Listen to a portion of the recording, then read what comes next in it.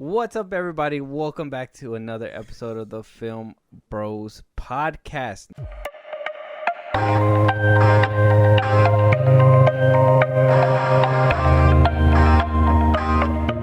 I'm your host, JP, and this is my co-host, Josh. Hey, everyone. Listen here. We got a good episode for you guys today. We're going to go ahead and give you guys a review of a movie, and I'm not going to give away the movie right now. I'm just not. Okay, we're going to have a little appreciation topic before the movie, but I guess we can hit the opening song before we get going. All right, y'all. So, topic of today, all right? And I kind of wanted to talk to you about this, Josh, because with this movie that we're about to review, it blew my mind. It was very different. It was very creative. I'm going to talk positively about it throughout this whole episode probably, but I just want to ask you, animation. What do you think of animation as a medium? As a medium? Yeah, like as a way to, like express things, story, stuff like that. You know, a lot of people come out the woodwork and be like, "Hey, yo, it's animation." Nobody wants to watch animation. Nobody wants to go buy movies that were, that are animated and stuff like that. So, what is your take on that? My thing about animation is that it's a perfect medium to not only capture adult things, you know what I mean, but also as much as like a story-driven content can be there, it also brings engagement toward kids. You know what I mean? Like, I feel like it's a lot of bringing in older and young audiences for a story. You know what I mean? Because we could see animation and be like, oh, this is kid stuff, but we know we have adult animation now. But in the case of bring up Puss in Boots, right? That story is deep. You know what I mean? Like, the animation, we know it's animated. It does take a different turn. It does kind of look like an anime, like comic booky at the same time. But the story there is deep. And I think the only way to convey a very deep story like that is to have a lot of major audiences that can appreciate not just the animation, but the story. So you need the engagement of kids and the adults. I think it's a good way to just bring everybody together. That's a good way to put it. I appreciate, that point of view. I will say, when you say it's the only way, now I know that there's multiple ways. There's, there's live action. There's, different animation styles. There's, now we're getting into, we have stop motion. That's a different way. And it's, we're getting to a point where animation isn't, a lot. I don't think we're at that point yet. I think we're still 50-50. I think we still have the people that are like animations for children, and then we still got the people that appreciate animation in every, way, because it's a way to tell a story. You know what I mean? Yeah. And I know me, as but I think I'm just a picky person. There's always stuff that I like, but then if there's certain things in that category, what's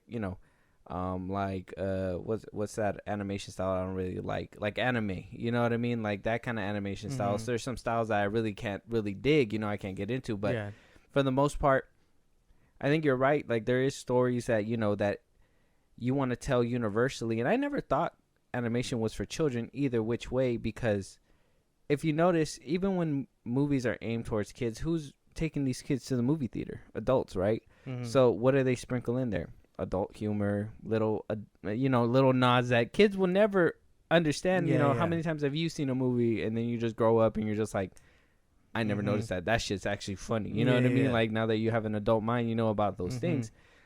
So I never really seen it as that kids thing. I know that they, the other side argument would probably be, it is for kids. They just need, parents to be able to wash something down while they're watching it with their kids or whatever. But it's like, no, I've seen movies where, it's all pure kids movies. There's not really that much adult jokes, but there's parents there watching it with them because they're fascinated. You know what I mean?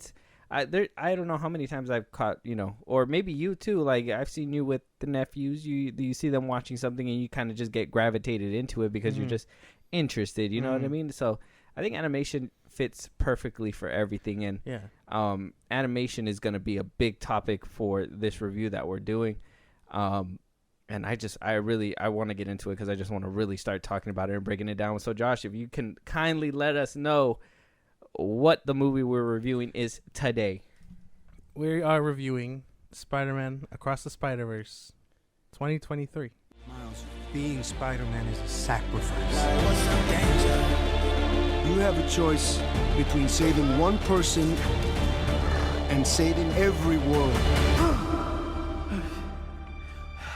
Send me home. I can't do that. I can do both! Spider-Man, always... Not always. What about Uncle Ben? If not for Uncle Ben, most of us wouldn't be here. Can't stop me now! You can't run forever, kid! I can't lose one more friend. Miguel, this isn't what we talked about! You knew? I have no idea what you're doing!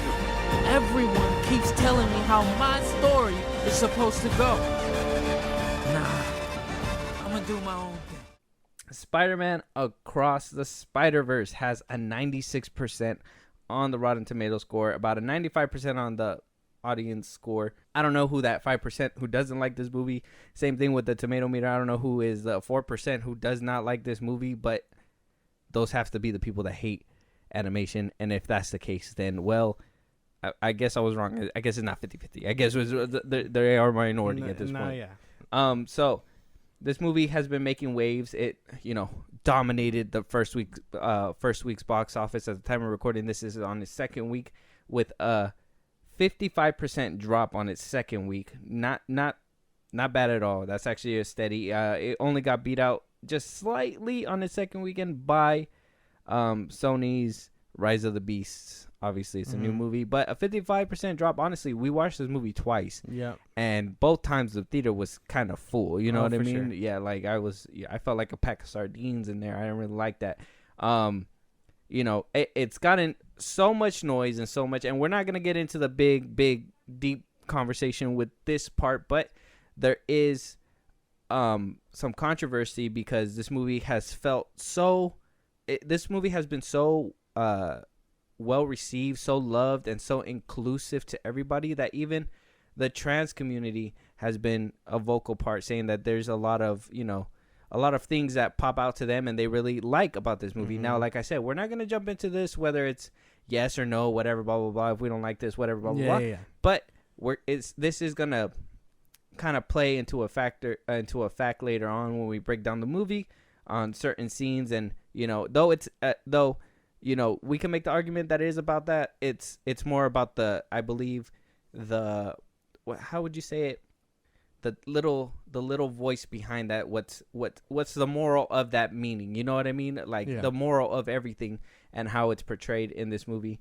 So that's good. I mean, if you're able to draw in all kinds of different corners, they always say they need a 4-quadrant movie. If you could bring in everybody, different people, you know what I mean? Be all inclusive, make everybody feel welcomed. Why not, right? Yeah, for sure. And I think that goes to show a lot about not just the movie, but Spider-Man as a whole. You know what I mean? A lot of people like to be like, or not a lot, that 4%. Like, neurotic. He's always like, oh, Miles Morales is Miles Morales and Spider-Man is Peter Parker, right? But the whole point of these movies is that, or the first one, is that anyone can wear the mask, right?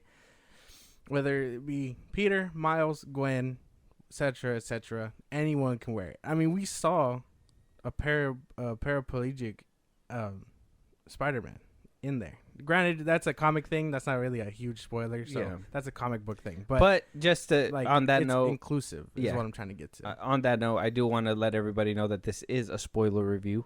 I should really be saying that on the top of everything, but it will be in the title as well, so you guys know this is a spoiler review. Just to let you guys know, we're not holding hands. Sorry to cut you off, Josh, but after you give out those things, it reminds me, and I gotta say it right now. like to be fair, like that's not like if you're a comic, that's a comic thing first. Like that wasn't even. I think that was part of the trailers too. So yeah, it's not a big thing. Okay, but like that's what I'm saying. It was so inclusive to that point where everyone can just be like, "Oh man, I think this Spider-Man or this Spider person just really feels like me." You know what I mean? So it's very nice to see that coming from a Spider-Man movie. Yeah, especially with all the Spider-Man that are shown. Like everybody has a voice. You know what I mean? Everybody. There is not one Spider-Man that doesn't have one of the problems that are on this earth right now. You know what I mean? So it's a good, like I said, it's a good way to bring I think this is a great way to bring attention, because this movie, like I said, it's making waves on a $60 million budget, a $60 to $80 million budget. It's already made $400 million. You know what I mean? And like I said, animation is going to be a big topic, because we've had a lot of heavy hitting animation movies this year, with Mario Bros hitting $1 billion. Past animation movies have hit $1 billion. This movie is tracking so well that they're even, thinking about making spin-offs and a live action. Even the guy who voices the actor in the movie, he wants to play live action Miles Morales. Now, I don't know if that's going to be a done deal. I don't think he has that look like Miles, but it is what it is. That's a different conversation for a different time. But like, this movie is making waves, and for a movie that is coming off, it's a sequel to an original that really didn't find its legs until streaming, to be honest. Like, I didn't even really, honestly, I didn't really appreciate the first one until I think I watched this one. And after watching the first one, I watched it. You see me the other day watching it. I watched it twice that day, and I was like, okay, yeah, no, like, they did some solid work with the second one. And like I said, we're gonna dive into it. So, Spider-Man Across the Spiderverse. Like I said, Shamik Moore as Miles Morales, Haley Steinfeld as Gwen Stacy. We got Brian Tyree Henry as Jeff Morales, Oscar Isaac as Miguel O'Hara, Jake Johnson as Peter B. Parker, Issa Rae as Jessica Drew, so on, so forth. A lot of diverse cast. Marshall Ali coming back as Uncle Aaron. That's a big thing. New directors on this one: Joaquin Dos Santos, Kent Powers, Justin K. Thompson, Phil Lord, and Christopher Miller, and Dave Callahan have came back to write this movie, and you can tell they did their homework with you know what I mean. Like, they completely connected it. Now, we're obviously going to talk about this movie on its own merits, right? Before we go into the conversation of how it built on from the first one, I think we should completely just judge this movie on its own. And with as much as it's made, let's talk about the story at hand, right? This one is, we start off with Gwen. She's doing her thing, learning her spider powers.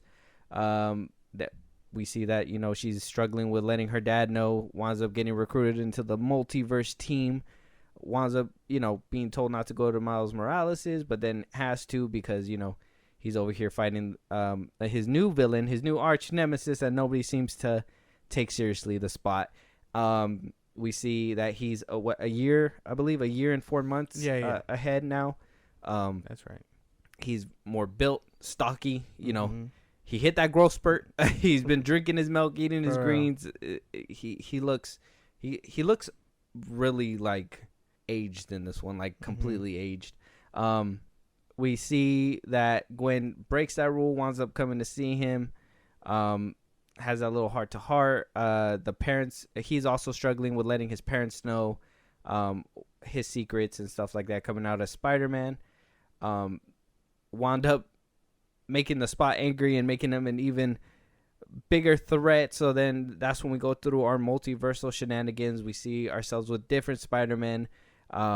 We find out that Miles Morales was the original anomaly, and everybody wants to track him down now. And by the end of the movie, we get this perfect twist that is just crazy. And we know it's a spoiler review, and we're gonna spoil this, but I think that is its own topic, and I really don't want to, I don't want to bring it up just yet. Because it's still it's gonna dive into theories and shit. Yeah, dude. Yeah. So with that, let's go ahead and start judging this movie on its own, and we'll talk about the characters. We saw Haley Steinfeld come back. Like I said, Shamik Moore, Miles Morales, Gwen Stacy. We seen a few newcomers. We didn't really see the old gang from the first one. We saw a whole new roster of Spider-Man. So what do you think about the characters, their development within this movie, and did you feel satisfied by the end of the movie? I think everybody did their thing here. Haley Haley Steinfeld and Shameik Moore shined. Oh, not just them, but Oscar Isaac. Those three shined out the most for me. I think as they should. They were fucking phenomenal in this movie. As for everyone else, they did their thing. I wasn't too much of a fan of Jessica Drew, Spider-Woman. I don't know what it was. Maybe it's because I don't vibe with her just on a bike all the time and kicking ass with a motorcycle. Maybe that's just me. Okay. I wasn't vibing with her. I really did like the dad and the mom in this one. They seemed very like more developed and involved than they were in the first one, if that makes any sense. Yeah. And then, I'd say just about everybody did their thing. And then just I think we also got to shine a light on the Spot because he did fucking amazing. The voice actor for him, who was it? Who the for Spot. who? The Spot. For the Spot, that was Jason Schwartzman. Yeah, he did great. Yeah, he was hilarious. Mm-hmm. Hilarious. Yeah, the characters in this one were great. I did love the involvement of the parents a lot more. It showed, it just, I don't know about you, but me sitting in a parental perspective, I'm just like, fucking tell them. They're gonna love you, bro. But they got to go through their story. Gwen's story wrapped up nicely, in my opinion. Even though we know that she's gonna go on to the next movie, I like how they basically fulfilled her arc with this movie. You know what I mean? Whatever we get with the next one, at least she found that resolution with her parents. Even though you don't really get that resolution with Miles and his parents, which I'm pretty sure that's gonna obviously extend to the next one. For sure. But at least with Gwen's situation, like, it was so sad and satisfying to see that whole process take over. I honestly, I don't think anybody missed out. Like, I didn't even know too. I didn't know if you knew, but basically the whole cast of The Lonely Island was in this movie because the dude that played the Vulture was the other skinny dude, not the one with the beard, but the one with the shaved face, the one that played the DJ in that one movie. Oh yeah. Yeah, he played the Vulture, that paper looking one. Mm-hmm. So Italian like we Renaissance had Vulture. Yeah, we had a lot of like little cameos within this movie that was great too. That's crazy. But the character development in this one and the way that they portrayed the characters, I honestly, I can't complain because there was not one thing that I was just like, I'm so bored on. You know what I mean? Like everything, like everything that everybody brought to the table. Even what's his name? The dude that played Spider-Punk, Daniel Kaluuya.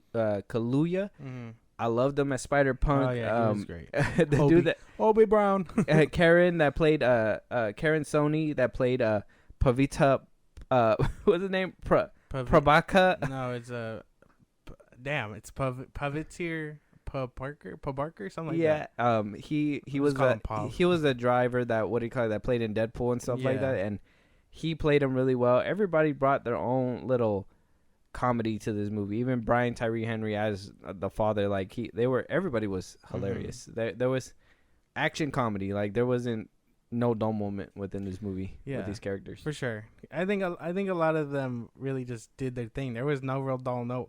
If I want to be salty and call someone out though, Ben Reilly, I told you that was one of my big things. Like the fact, like I understand him being played by Andy Samberg and stuff, and he was funny and edgy and whatnot, but for his first time outside of a comic book, I was expecting something badass. Especially in the marketing, they kind of made him look badass.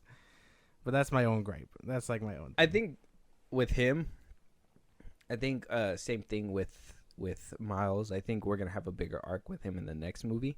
I think they're gonna shine a light on him because I was thinking like, why hire Andy Samberg for somebody who's gonna give a few roles and then give him a big role by the end of the movie?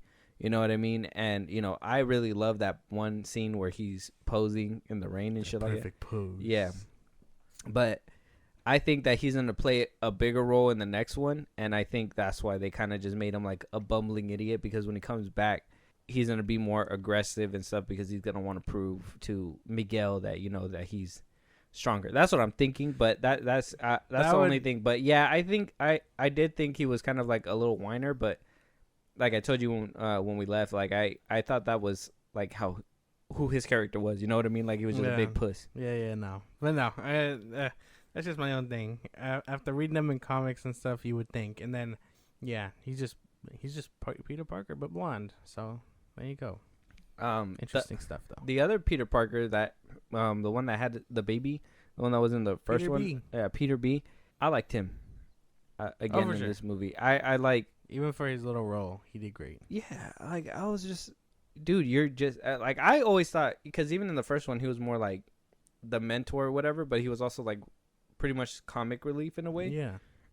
And this one, them upgrading him from not only having that comic relief, but also having those emotional moments and helping him kind of be the heart of Miles Morales too, and kind of guide him like that like the way they built up on that from the first one, that one's really great too. That's why because I feel like he had a lot more heart in the first one, you know what I mean? Because he was trying to be that mentor. That's why when I think about it, like they did him dirty by cutting out that scene of him talking to Miles in the first one after he can't he's talking to them up and he's like, oh, he can't do this on command, you know what I mean? And then they kind of beat him up and then he storms out.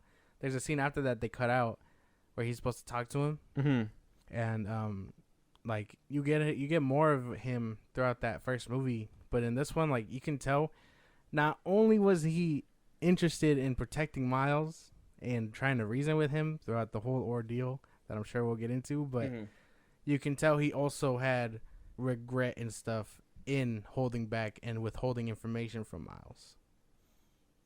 Yeah, they really played on that too. Even same thing with Gwen too. They played that as well. Like she was really with it, but you knew that she was teetering, but like she was trying to do what was right or what she thought was right at the time, and they kind of gave a few people that kind of story, but everybody played it differently, if that makes sense, and made it their own way. And I thought that was a very well direction that they took it in. That's why a lot of them didn't think they were doing wrong. Even Gwen, she just thought like it's what was necessary. It wasn't really a morality thing till the ending of that whole ordeal, when she's like, damn, did we do the wrong thing or whatever? But like you can tell them withholding that information from Miles is really like, it really cut them deep because they were his friend, mentor and friend / crush. Yeah. So, good stuff there. Yeah, man. I love that whole conflict. Oh, and I gotta shine a light real quick on, I fucking love Mayday, Peter's baby, the cutest fucking baby. Honestly, they did a good job with the way they made that baby look and shit like that. One thing I didn't like though, I will say, from Gwen, was that whole bridge scene. It would have been so easy for her to have been like, an anomaly might happen if you go and do that. Fucking stay here and basically web him like she did before. I didn't really like how she kind of just let him go. I felt like that was kind of like a little. I know you have to keep the movie going, but that one was kind of like that blatant, like that it would have probably ended it right there. You know what I mean? Maybe, but I think at that time, like, not only was she upset because Miles followed her into that dimension, but she was also withholding the information. You know what I mean? So she couldn't just be like, wait, stop, because then it has to happen, you know, because then he'd be like, what the fuck? Like, I think that's all tension built up for when Miguel enters the scene and explains it to him what's going on. Yeah, I guess. Okay, I guess you can make a point there, because he wound up saying like, you let him go and you let him do this stuff. Like she was still being reluctant about it too. I guess that makes sense. And like I'm sure we'll dig deep on how that works, those events. But for now, I think everybody kind of just did their thing here. Okay. All right. I agree. What about the animation? Now, I did say that we were going to go into it a lot more into detail. I think animating this world wasn't easy. Oh, no. I think they said they took like about 4 years to do this movie, and they haven't even started on the next one. Like, there's no lines recorded at all for the second one, nothing like that. So they're hard at work for part 2. But what do you think about the animation in this one? Yeah, man, there's so many things to talk about. Everything was so fucking perfect and fluid and like great. I don't know what it was, from the facial expressions to very like simple things, like that scene that comes to mind where it's Gwen. It's this one's part of the trailer, so it's not a huge spoiler, but where Gwen is on that little statue and she's walking and the camera subverts, and you just see the city. You're just like, fuck, dude. Like, they animated it so fucking perfectly. Like, it's so much crisper and cleaner in here. Even like to alternate dimensions, like Puppeteer's. I'm sorry if I'm gonna butcher that name. Indian Spider-Man's alternate universe looked fucking amazing. Like, just animated perfectly. And then Spider-Punk, I love the way he was animated. I like how his shading kept changing. Oh yeah, like if it was like pieces of comic books or something. I thought that was like he looked like he was part of like paper mache and shit. You know what I mean? Even when he wound up giving her the watch that he made to jump to the multiverse, like that the portal was like that too, paper mache type shit moving around. It wasn't like the original one. That Miguel O'Hara came in and stuff like that. So like I like that they're very distinct and unique to those characters. You know what I mean? Because even when you see Spider Society, not every Spider-Man is animated the same. You know what I mean? Everybody's different. Everybody's 2D, movement. 3D, and like some animation was stiff, some wasn't. Like even Ben Reilly's Spider-Man was he was very like 90s animated. He had the shading and everything. So you're just like, fuck, dude, they really put in a lot of detail into everything they did. Mm-hmm. Yeah, and to take it a step further, every Spider-Man had their own personalities, yes, but let's talk about, like I said before, let's talk about that. The way that let's talk about Gwen's dimension. Oh man. The water paint. The way that like her emotions changed the room, like when she was feeling down and blue. And like I said, this kind of parallels to the whole trans thing or whatever, and that's why I think that it felt so inclusive and how important animation is and how the way they did this, because you had that shade of blue and that home space when she would hug him, like that pink, that warm pink orange coloring that came and then in. It would come in and from different angles from underneath glass, like how her hair was completely green and her chest was pink because she was trying to feel the love. You know what I mean? Mm-hmm. Like it was animated and painted in a way where like you didn't have to hear the words to know how they were feeling. Yeah, it was so. And then when she jumped over to Miles's universe, how she basically wherever she would go, and her influence would basically be within his world too. Like it would turn kind of water painty too. You know what I mean? Like it would turn pink or whatever. Like she was. Same thing with how you were saying Indian's Spider-Man, his universe. It was different too, and like a reflection of Earth, obviously, they're trying to be like funny with the whole, there's cars over here, there's chai tea or all that stuff. It's traffic here too. But like that one was very like, what was it, like 2D animation, like brown paper, very bland kind of thing. Yeah. And then you had like the little side ones. You had the Lego animated one where it makes it. He had to make his own noises, a beep boop or whatever. You know what I mean? That shit was cool.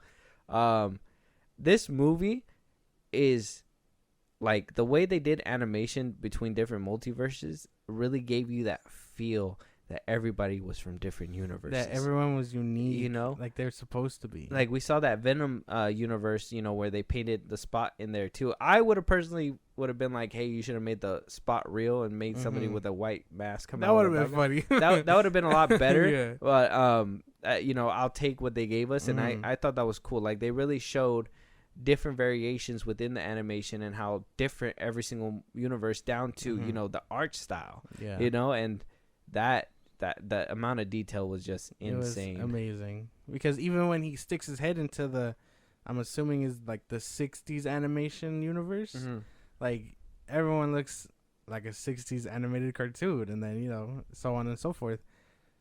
But just to go back to Gwen's dimension, it was so nice. I really I need this movie to hurry up and get to DVD, because I want to hear the director's commentary on this. You know what I mean? I love that her universe is like emotion based, and it's like it's all these different colors, and like it was just so nice to see that, like, like you said, it can very much, you don't have to hear what they're saying to understand that she feels this way and he feels that way, and it makes the room quite literally dark and distant, and like sorry, this is kind of jumping the gun, but when they finally understand each other and the room is just almost white, it's like pastel colors, almost white, and it's just them face to face in their original coloring. Yeah, it makes it so much better.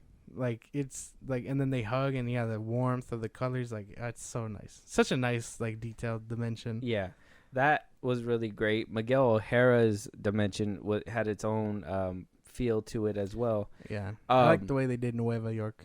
Yeah, Nueva York. Yeah. Yeah, that the whole everything was great. I really loved the animation style in this movie. Like, there was not one where I was like, "Ooh!" And then even like with certain, like with the spot, like you can see like the outline, the pencil stencils of like, you know, to show his facial structures. And then even with Miguel O'Hara too, like you can see the pencil just drawn into his face, so you can see different stuff. And that's why I was like, with certain things, you know, it was intentional. You know what I mean? Like it wasn't to, you know, oh, we didn't accidentally morph this into his face. You know what I mean? Like it was intentional, the way that the animation was styled to portray whatever they were trying to, you know, portray whatever they were trying to deliver to the audience. Even like the vulture in the beginning, the paper mache, that little scene where Miguel O'Hara was about to just like suck his blood and the light flashed and it was like, it was red for a second to be like, oh, this is some scary shit. And then the light shined and everything was just different. You know what I mean? Like damn. The animation style is what's key with this movie too. I think that's what keeps this movie fresh and different and from other animated movies, because, and I think this one is a real contender for like motion picture, best picture, honestly, like some kind of Oscar, because there's no way in hell that they put all this like detail into this movie to not get recognized. Yeah, there's no way. They better get some kind of awards for this. They deserve everything about it. It was so crazy, because even in the beginning to that Renaissance vulture, you know what I mean? The way he moved was fucking insane. Like it wasn't his dimension, but you can tell that he wasn't out of place. He was out of place, but at the same time, so smooth. You know what I mean? Like there was a lot of raw feeling in knowing that he doesn't belong here, but at the same time, the way he moved, it's so smooth. It didn't look as. If you want to talk about how somebody moved, my God, like, look, I am grown. They have no reason to make Gwen Stacy be as like fucking eye popping as she is, okay? Because like the way that she was able to dodge the blades in the beginning, the way they animated that, where like it was like whoosh, and then like she was slowly able to do that, and then like even that scene, oh my God, dude, I could watch it every single time with even the background too, the background music, his theme song. When 2099 comes through and like saves her from the vulture before he was about to like blast her, and you just hear the or whatever the song is, and then all that shit just God. Even when she would like that scene too, where you were I could just love on this movie all day. Even that scene too, where you said where she walked all the way down, and she was just sitting there upside down. Obviously, her hair was like that. Like the detail in her face, and like she honestly, like, I was like, this cartoon looks pretty, bro. Like, why the fuck does she look so like real? Like, it's crazy. It was fucking really good animation. They really just gave everybody their unique style, which is amazing. Man, so the animators, so they need nominate them, man. Nominate them. Now let's talk about the world building. Now we knew that this was gonna be a big multiversal movie. We knew that the first one gave us a little glimpse of that. You know what I mean? They world builded, but they were limited. This one is a different kind of world building. We were actually able to visit different universes. They came to the main characters. For me, the world building, man, this is the movie that the Multiverse of Madness should have been. This movie is what No Way Home should have been. Even though this will probably be a debate later, but even though I like No Way Home and all that stuff, like, they did it right from there, but they just improved on it with this movie. You know what I mean? Same thing with the Into the Spider-Verse. They had a good idea there, and they improved on it with this one. And they really they gave me what I wanted in a multiversal movie. Like, this is the first and only one. And what better way that they were able to portray it in, but besides animation? You couldn't even capture in live action, this wouldn't have worked. No. That's crazy. What do you think about the world building? It was for sure something else, because it was new and fresh, because not only did we understand where they were individually, like Miles, Gwen, and Peter and all them. But it also expands beyond them. No, not just for the sequel, but to every other universe that kind of stems into the Spider-Verse. Like, we know where Miles' story is, and we understand that he's been thriving as Spider-Man for a year and 4 months. Gwen, same thing. Her universe is that she's grown apart from her father. So that's where she was in the first one. And then, like, her band, and then all this and that, and then she joins the Spider Society, and then they give us a glimpse about what this Spider Society team is really. And then even into all that, 2099's own universe and his story and his world building was just like building blocks on top of building blocks, and it was all so complex down to Earth 42 and, you know, all those other things. It all really just ties together neatly. Yeah. That the way they did this movie was crazy. The cameos, having Donald Glover as, you know, as the Prowler, and that one scene, seeing the different variations of different variations of, you know, the Rhino. You saw a regular Rhino and you seen an actual Rhino. You know what I mean? You seen a different variation of Craven. What's his name? The Fishbowl. Mysterio. Miss Mysterio. Mysterio. We also saw like parallels too, you know, with Miles Morales' little friend. You know, he was like, oh, you know, I'm not your guy in the chair. It starts with this. And then, you know, clearly in No Way Home, you had Genki, who was, or not Genki, was Ned, who was, I'm thinking Genki, which they were both guys in the chair. Honestly, the PS4 version and this one. In No Way Home, he was, you know, the guy in the chair. That's what he always wanted. And this one was like clearly like, I'm not your guy in the chair. Like, it's a slippery slope. Like, the world building was just great. Like, they were letting you know that though we can't be in the MCU and just have whatever we want. Like, we're still, you know, we're still cousins. We're still best buds. We trade here and there. And the way they mentioned the MCU was crazy too.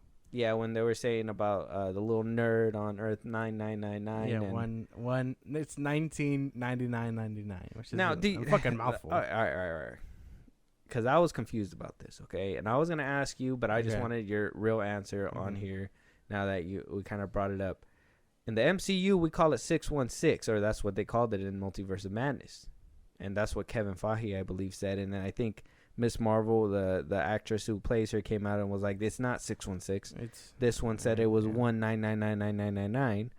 Now, is that a retcon? Is that a continuity error? What is that? I think it's probably just a continuity error / misinformation.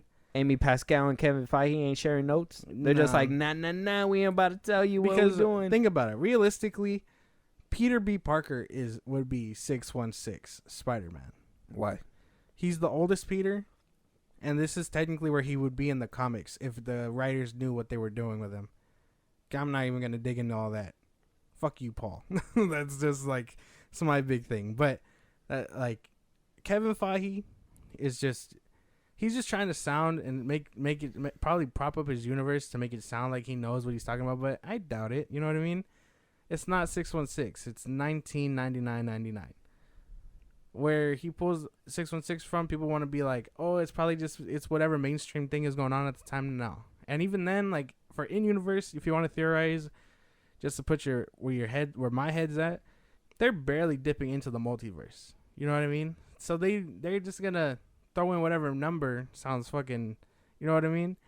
But I think Peter B's universe would be where we are in the comics, because he'd be that old, essentially. So, okay, because you're teaching me a lesson right now. So 616 would be the comic book line that was originally made back in whenever. Well, current Spider-Man. When Ditko did it himself. Yes, that's 616. Yes. Okay. So like, if you guys don't know who Ditko is, Steve Ditko, he's the creator of Spider-Man. Yeah. So from when he starts it all the way down to now, to I think the writer is Zardsky, like that's all. You know what I mean? Yeah. So when Miles jumps from 1610 in the comics, he's jumping to 616 to Peter's universe. This is a whole thing that I could get into either on podcast or off. If you want to talk about it, we can talk about it. We'll keep talking about it. I want to know. Because I'm curious. That's the tough thing about this.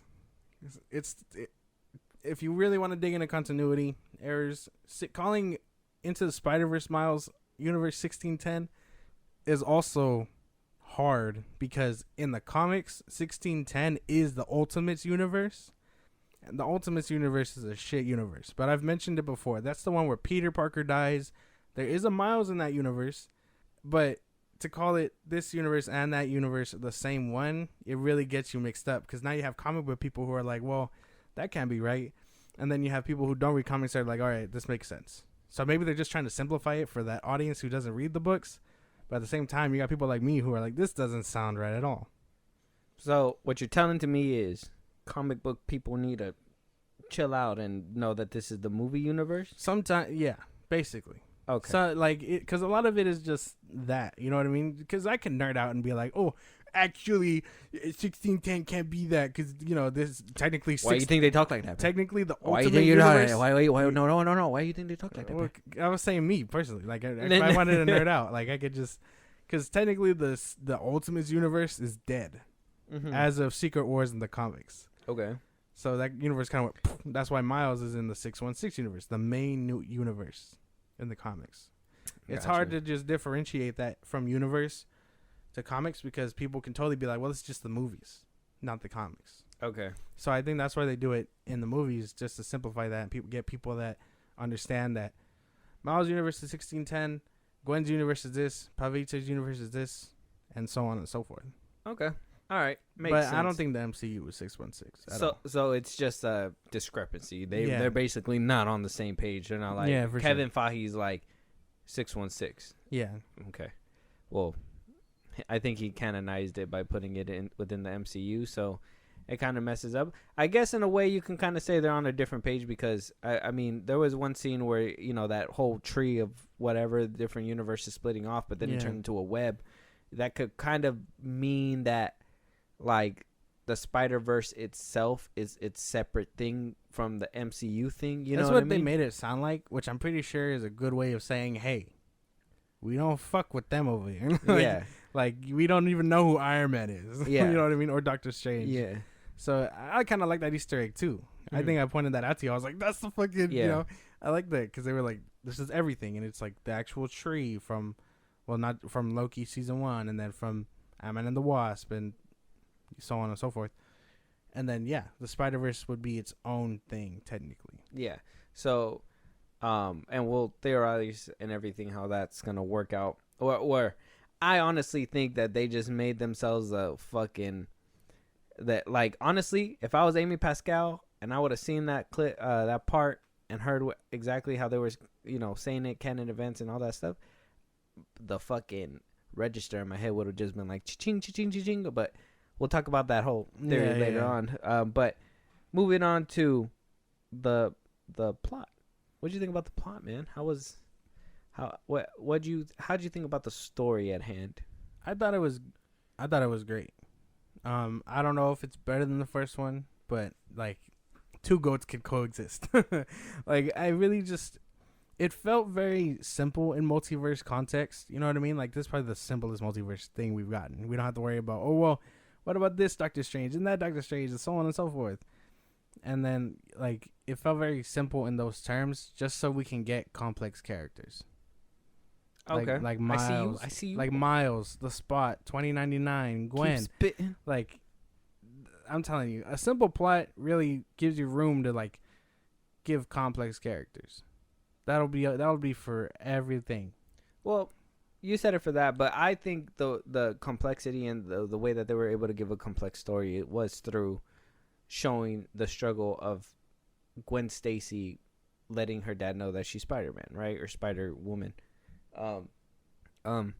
She basically, in the beginning, and same thing with Miles Morales, same thing, like, not being able to come out and let them know, and that could be taken into one's life in many different ways and resonate in different ways, not wanting to tell somebody something, you know what I mean? Yeah. Afraid that it's going to hurt to have opened up. That moral of the story is great. Even down to Miguel O'Hara's, like, him being the villain, I sympathize for him because, like I said, being a father. You know, that I feel like that's where they hit, you know, the parents that were taking their kids to go watch it, right? They hit it with the parents' POV. They were able to, you know, dig deep from the parents' POV. Hey, we care about you, stuff like that. Miguel O'Hara, you know, he's a parent who lost his child, or wants, you know, that wanted a child and lost the child because he was trying to get what he wanted. You know what I mean? Like, at the end of the day, what he wanted is what hurt him. That's a good moral of the story. You know, like it was so much. Yeah, and even down to the twist, down to the twist at the very end, and how that's gonna play into the next movie. Miles Morales' character building without this one, because of the plot, was great. He went from this cocky kid in the beginning to not knowing where the fuck he is by the end of the movie, and what the fuck to do. You know, like he was making it up as he goes along, and though he's getting the confidence and learning as he goes along, like he's making hella mistakes and, you know, digging himself deeper into, you know, into what he's basically running away from, you know? Yeah, and that goes to show, because, I mean, think about it. He's trying to do it. He was doing it on his own, but for that whole year and 4 months after the events of the first one. And then now, not only is he up against the Spot, but he's up against fate. I guess that's like my own thing. And against everyone else. And while his friends, quote unquote friends, were there during the beginning, he's not gonna trust them after what happened in this movie. So he's basically on his own again. You know what I mean? Him against the multiverse, if you will.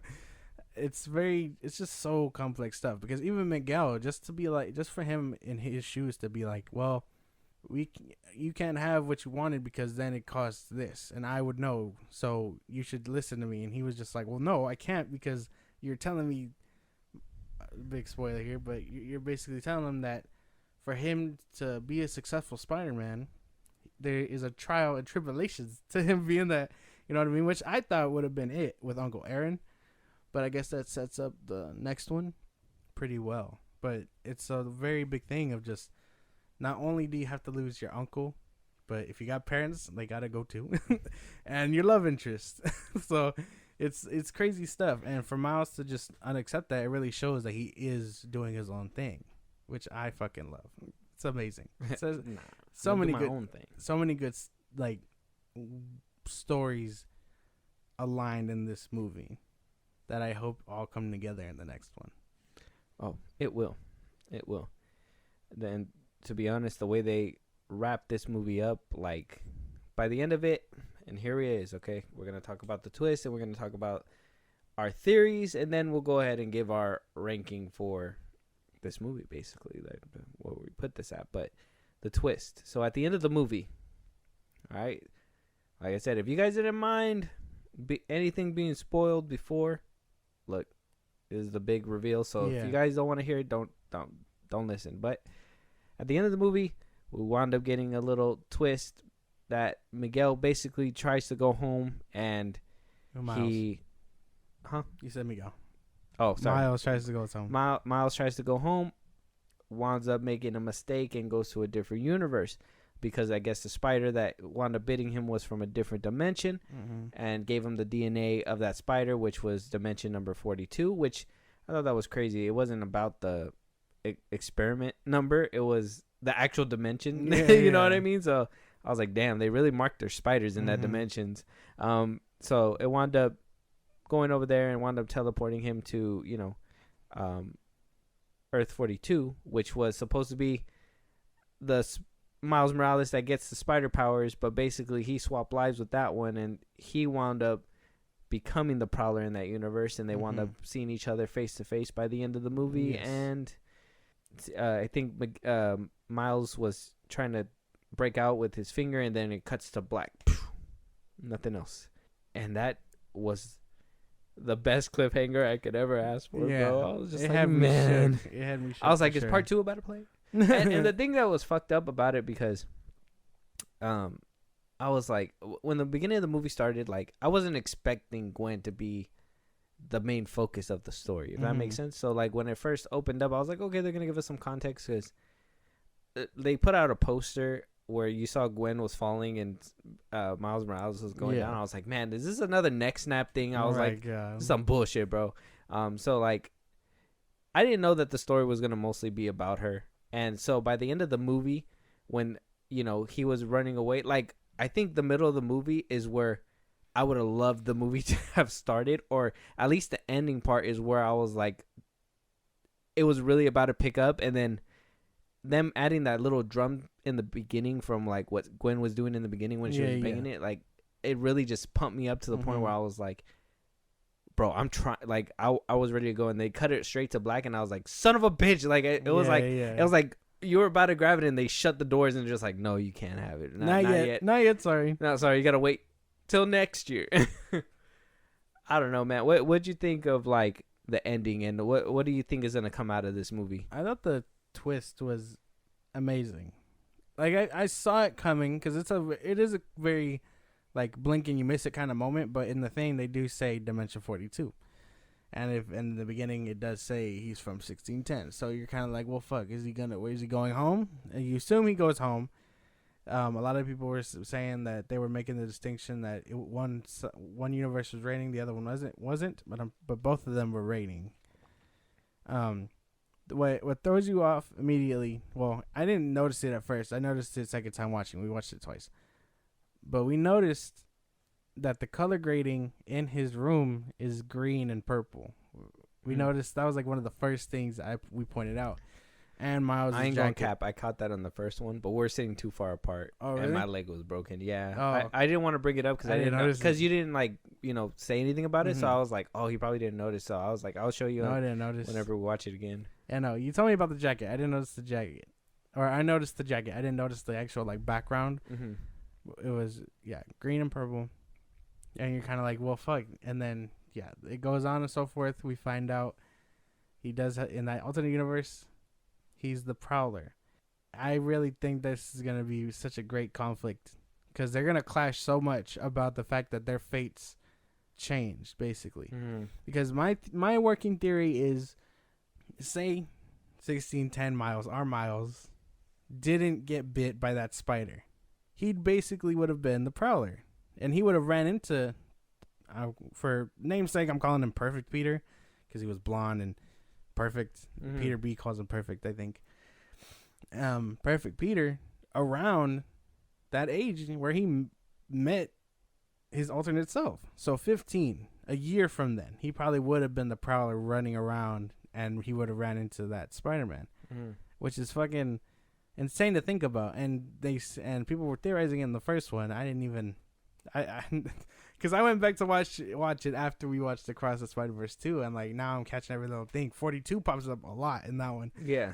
And then, but yeah, even when their spider sense goes off, you can tell that his Miles's was green and purple, and that it changes to red and blue. So his fate then changed. So such good storytelling, but it's gonna be so good for them to make that conflict a bigger thing because you can tell not only is Miles' parent alive, Jeff Davis, he's alive, but Uncle Aaron, he has his Uncle Aaron. Okay. So it's gonna be an interesting conflict to see them clash, because they both lost someone on each side. Granted, their circumstances are different, but yeah. Yeah, that's that shit's gonna be interesting to see because I was thinking too that they were just. I'm thinking that Miles is gonna pull on the heartstrings of his uncle in this next universe. I think he's gonna show him like, oh, this is the Miles that he really loved, and not really, you know what I mean? He's not gonna really like the way that Miles turned out in that one. It's gonna be interesting to see him battle himself. Like those kinds of stories are really like, good when it's like you versus you type shit. So to see where that's gonna take it in the next story, and seeing that Gwen got the whole gang from the first part to come back, so I'm hoping Nicolas Cage comes back to Noir. Oh yeah, Noir. I'm hoping he comes back to voice him in part 2. Yeah. But we got a major cliffhanger, and honestly, as soon as I seen it the first time, the different things, like the way they split and the differences down the road, like how you said, like around the year and everything. So I'm hoping we get to see Chris Pine's Spider-Man come back. because he was the one who played him in the first one. So I'm hoping we get to see him, and hopefully Miles and him get a team up in that universe. You know, kind of like how it is in the PS4 one. So hopefully we get to see a little bit of that too. Well, that's my thing, because Spider-Man doesn't exist technically in that universe. 42? Yeah. Yes, he does. No. Why wouldn't he? Because they said he didn't. That Miles would have been Spider-Man. The first Spider-Man. He would have been the only Spider-Man. The mom even says, like, who's that? Like, there was none before. That's true, yeah. So he would have been the one and only. And it's interesting. Now get on the same side with me. So think about it like this. He would have been the only Spider-Man. He not only would he have had to learn it all, but he would have probably lost his dad. He probably would have not lost his uncle. He would have regardless. He would have still. Really? Yeah. I don't know. That's why it's so different. He would have lost his uncle first still, and then he would have basically Miles lived his life. The only difference is that he killed the Spider-Man in his universe in order to be Spider-Man. He went through the trials of being a Spider-Man without getting the powers. Yeah, that shit was I guess is the best way to put it. That shit was a crazy twist when he was like, "Man, like you're the original anomaly." I was like, "Fuck." Miguel was gunning for his ass. Hey, I felt it was racially motivated. Man, that's just crazy, bro. That's crazy because he was just. My boy was angry. He's like, "You're the only black Woody." No, just playing. No, but that shit was fucking crazy. And I've been seeing people make that argument online too. They weren't paying attention. I was like, bro, he's biracial. And by the way, in a way, it is kind of figuratively like that, because when Miles Morales was first, like brought into light, by in the comics and stuff like that. Kind of like how you said neurotic in them that are like, oh, it's Miles Morales, he's not Spider-Man, blah, blah, blah, blah. It's like, no, the purpose of Miles, it was to show you, like, you could be any race, any ethnicity, boy, girl, it doesn't matter. You can be Spider-Man. You can put on the mask. You can be as strong as Peter Parker or whoever the fuck you want to idolize, and you can be that superhero. But people like to be like, oh, he's Mexican. He's not Spider-Man, he's El Spider-Man, or he's something else, like kind of like how they did with Indian Spider-Man or whatever, right? They gave him a different name, stuff like that, different identity. In some universes is like that, and some of them is gonna be Miles Morales or whatever. But at the end of the day, who are they called? Spider-Man. You know what I mean? So it's or Spider-Woman. It's different people, but the mask is the same. You know what I'm saying? So. And that's basically the big metaphor when it comes to Miles Morales, and what I've noticed from the first movie and into this one, is the acceptance of this Spider-Man as well. That's like in my opinion, the little background of it too, trying to show the general audience like anybody can be Spider-Man, and I think it's really paying off, and they're doing it in a great way. Exactly, perfect way to put it. What I want to know for sure though is what was Penny's big event, because she looks so fucking mature in this one. Who? The Penny from the first one, when she shows up in that big ass robot, and that's her. Oh yeah, and she's like all grown up in like a serious anime character. I'm like, damn, what happened to her? It was what happened in the first one when she lost her robot, the one that her dad made her. I don't think that was it, because she still had the spider. Yeah, but the robot had all. Remember, she said that her dad had all. The robot had all of the dad's memories, and it was basically like her dad because he downloaded his consciousness into the robot. So, the robot passing away in the first one was like her canon event. Yeah, well, yeah, she looks so like serious and mature. I picked that up when I rewatched the Into the Spider-Verse. Bro, she grew up a lot. Yeah, so it's just like, damn, she looks like a serious protagonist now. Yeah, it's gonna be hardcore origin story. Yeah, and it wasn't even in her universe. That's crazy.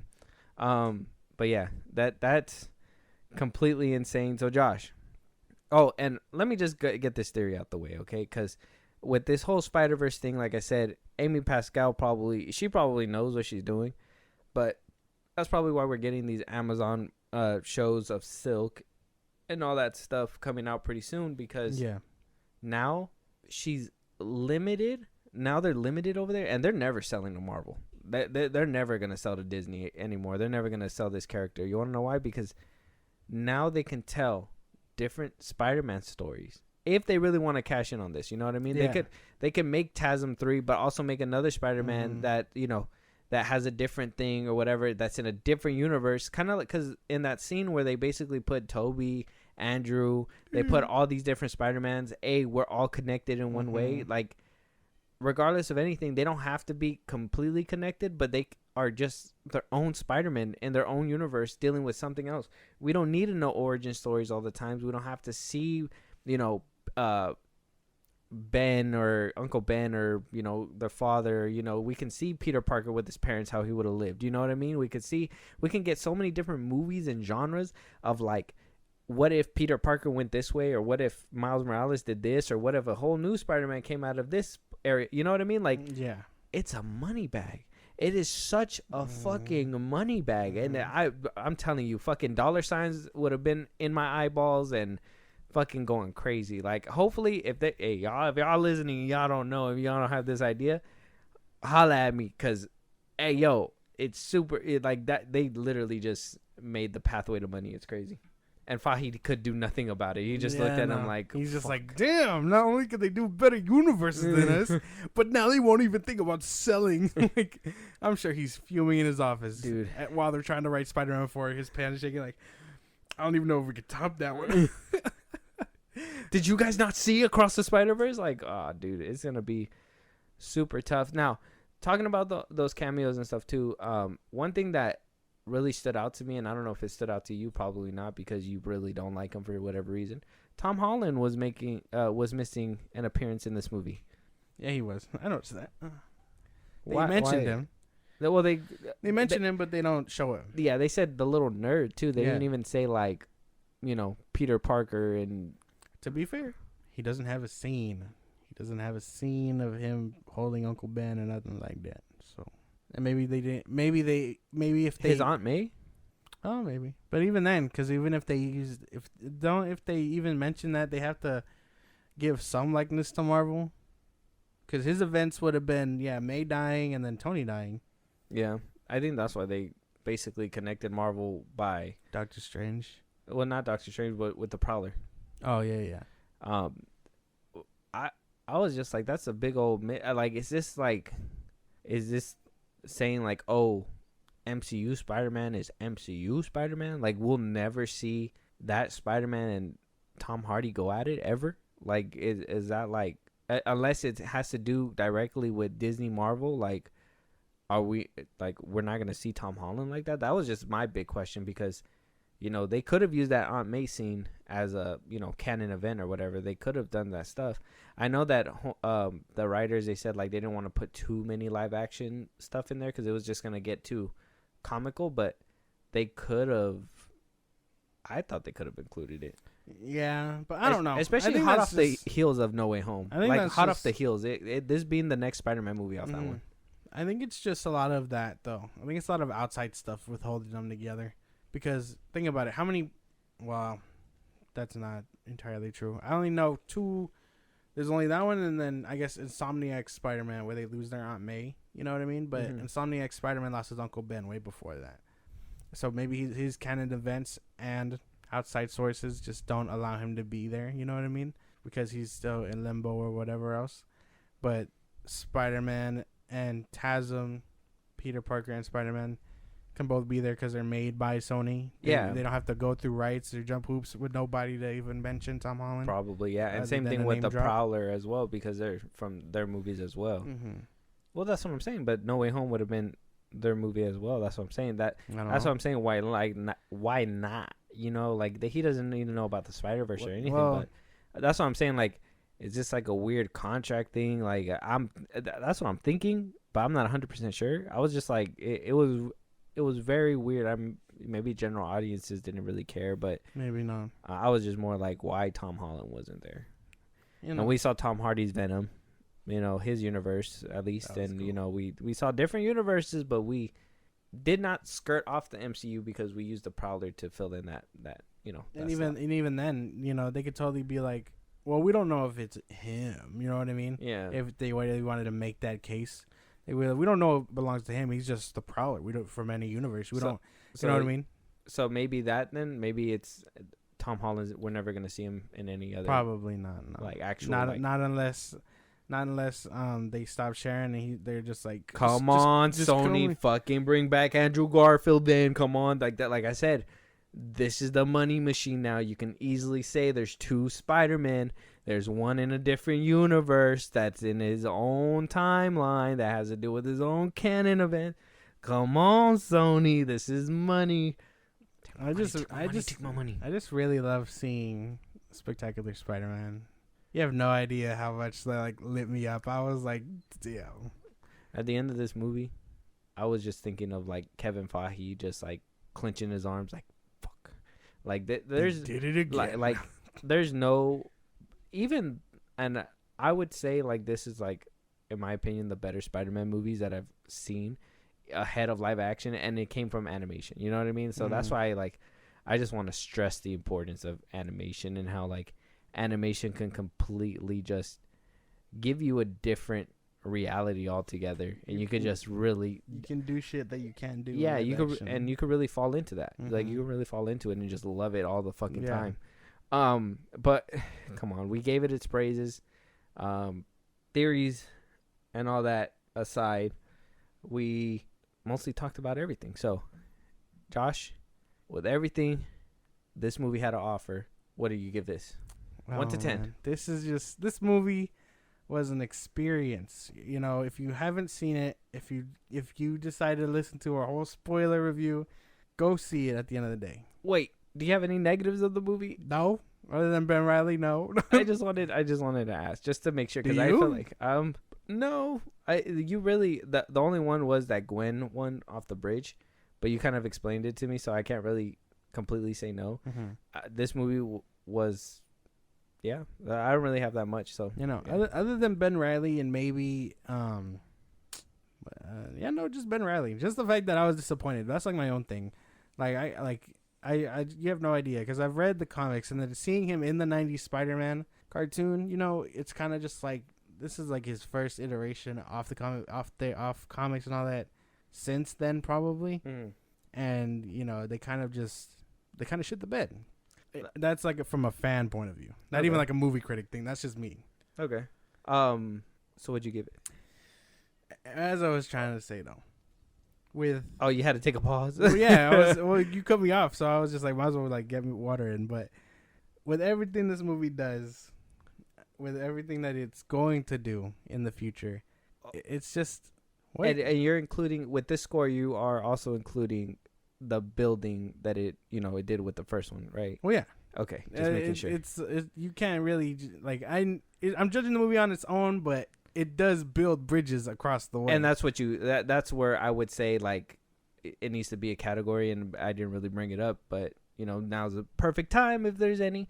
You got to also take into consideration, did it build on perfectly from the first one? Of course it did. And obviously when the third one comes out, it's going to obviously change our opinion on this one, whether or not they connected it well. But as of right now, from this one, knowing that we're getting 3.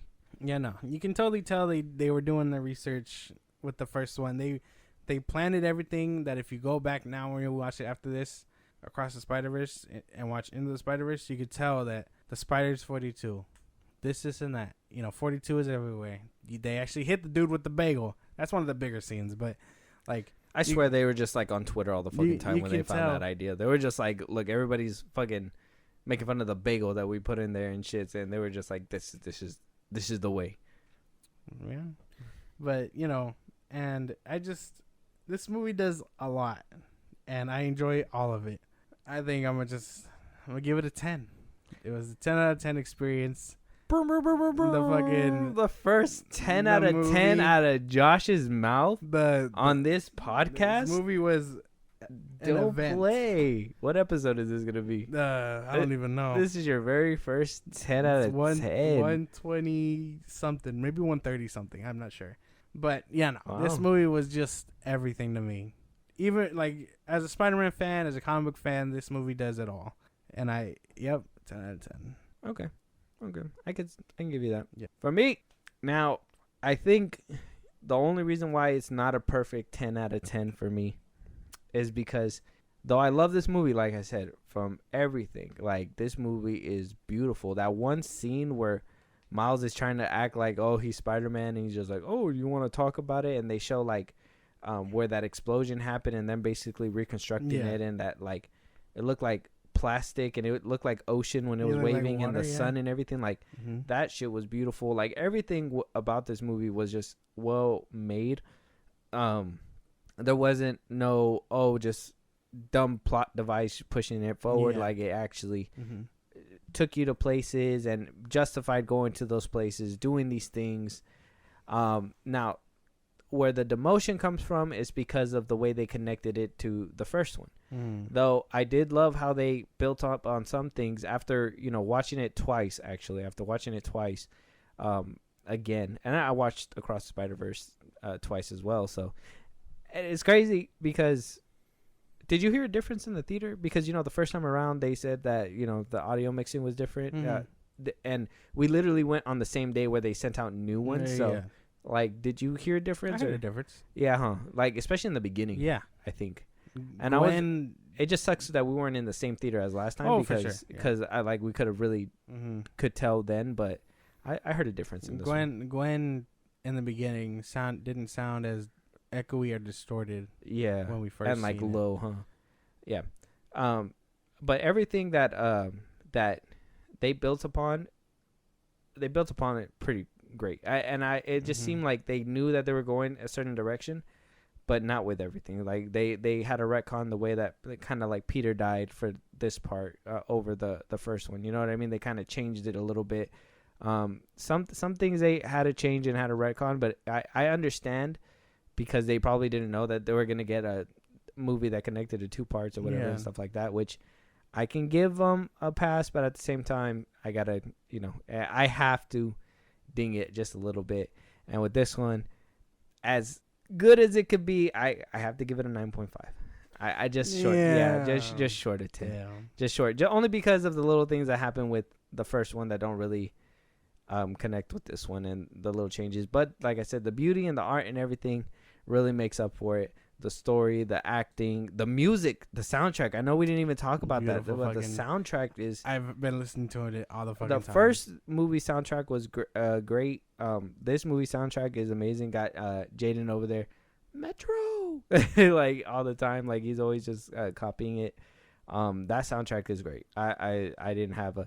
And honestly, if anybody's a music fan out there, if you guys like Coy Leroy or whatever her name is, if you guys like her for any other song than the one she did on this one, I can't talk to you guys, man. This is the only song that I could fuck with that she made, because I felt like Metro actually found a perfect beat that goes with like her voice and the way that she sings, because she's not a very, like, I've seen her rap before and stuff, and she's not very good. So I thought him being able to make her sound good, and his little cameo in the movie was funny too, but him making her sound good, I was like, I was dreading that one, but hearing it in the theater before I even heard the soundtrack, I was like, who sings this one? It was Cole Leroy. I was like, I guess. I was like, man, I had to brush it off. I was like, man, I fucking guess, bro. The entire soundtrack is something else. And not even like the music from Metro, but the scores for each Spider-Man. Oh, yeah, man. Like Spider-Punk had his own. I really liked 2099's, how it sounded more like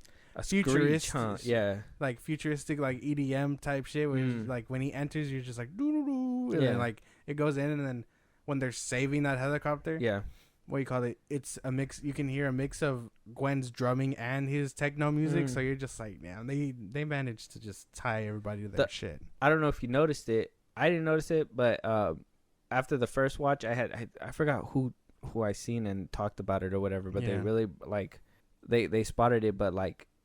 Watching it the second time, it made it even more interesting. But Miles' hero theme and the Prowler theme, the Prowler theme from the first one, when at the very end, when Miles sees that it was him from a different dimension, they put Miles' hero theme, mixed it with the Prowler theme, and really, like, I think it was Straw Hat Goofy that noticed it, and I seen it on his thing, but it merged together. They merged it together, and I noticed it at the end. I was like, damn, whoever is mixing these soundtracks, oh my god! They understood the assignment. Yeah, everybody who's doing, like, I don't know if animation is just like a such a long process that they have enough time to, throw out ideas, and then down the line when it doesn't work, they're able to switch it, you know what I mean? And even up to the very final, and they are able to perfect it, whereas like, a live action movie takes like about a year and a half to make, and it's usually out by the second year. Like, I don't know if that makes a difference at all with how like they're able to get so in detail and put stuff in there and think about it, but man, it's insane the amount of detail that they put into everything, from the soundtrack to the animation to the dialogue. Wow, this movie was good. Movie of the year, it has to be. I'm not sure yet. There's still some more movies to come out, but it has to be. Yeah.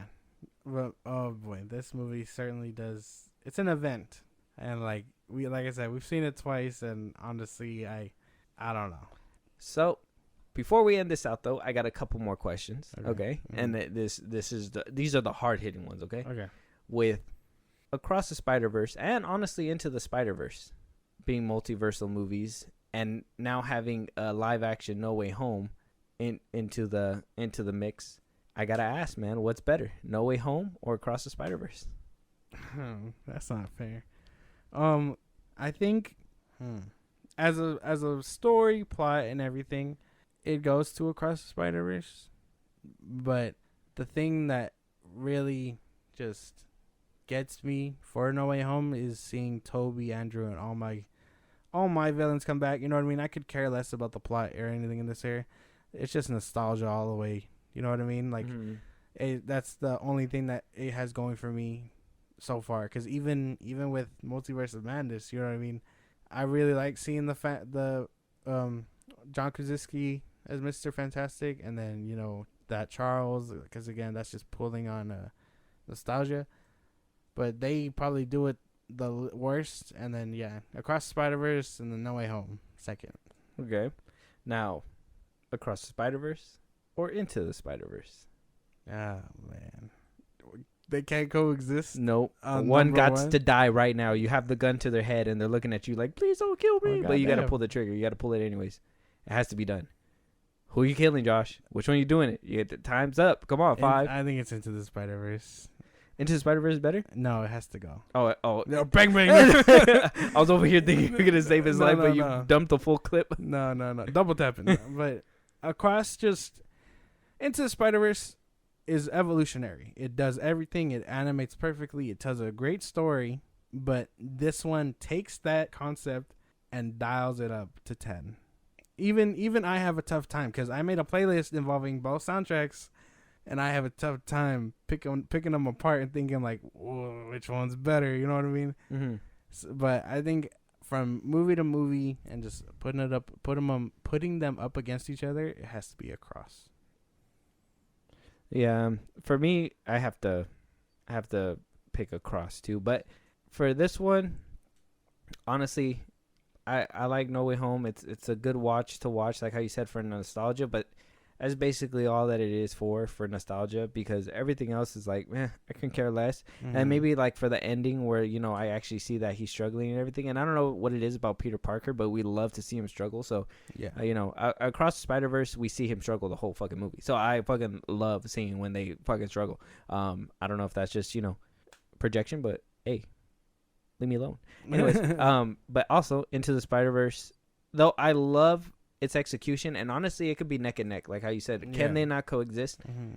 But as a multiversal movie, and them both being multiversal movies, I honestly think Across the Spider-Verse did it better, only because in the first one, we see other universes, but we don't see them as heavy as Across the Spider-Verse. Yeah. And on top of that, I think a lot of the characters, though they had their own feel and everything, they were more used for gimmick, I think, in Into the Spider-Verse. I think it was more like, let's show, that noir is dark and brooding, you know what I mean? Like, they were just there to just show you, like, oh, there is different ones that act different, Yeah. And in this one, they were actually being different. You can tell, like, every single Spider-Man had their own personality. And though, obviously the ones where, they were spread out thin, where there was just, T-Rex, Spider-Man, Andy Samberg's, obviously they were just used for those gimmicks or whatever, but like the other ones, like Miguel O'Hara, he wasn't.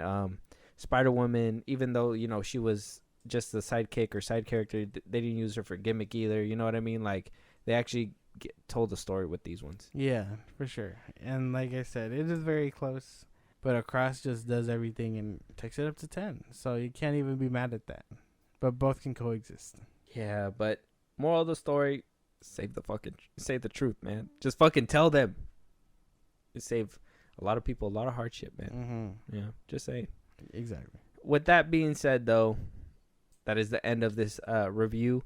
It was great talking to y'all. If there's anything that we missed, something that we should have said but we didn't, hey, go ahead and let us know. If there's a movie that you guys want us to review, if you guys want to, support us in a big way, Josh, let them know where they could let us know. Twitter, TikTok, Instagram at FilmBros Podcast. We post when new episodes are up, and you can engage with us there. If you want to listen to us on the go, Spotify, Apple Podcasts, or anywhere you get your podcasts. If you want to support us in a huge way, subscribe to our Buzzsprout. If you could become a member, you get special perks, and you get shout-outs on episodes, or on these episodes. So why wouldn't you want to do that? And then, when it's all said and done, just subscribe to our YouTube. Yeah. And with that being said, we will talk to you guys on the next one. Talk to you guys later.